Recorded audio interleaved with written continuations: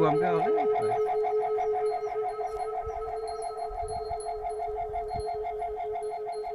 ปลาได้บ่มีนะปลา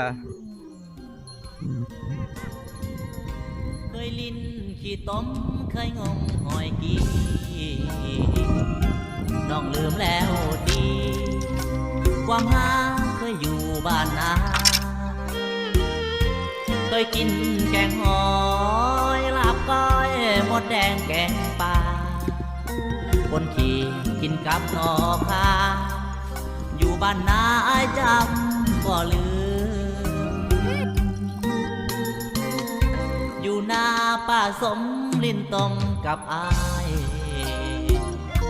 เห็ดควายสนควาย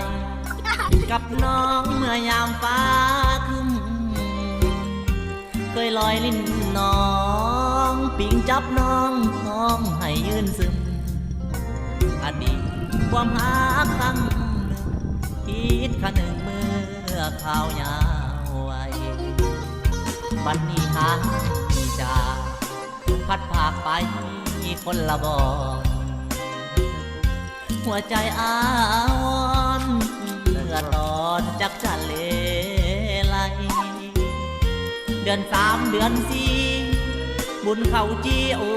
ยวันแค่ใดอยู่หัวดากะเว้าห้องให้อยากกลับไปบ้านนาของเฮาเจ้าไปอยู่ไสขอให้ติดต่อนัดกันเมื่อพอ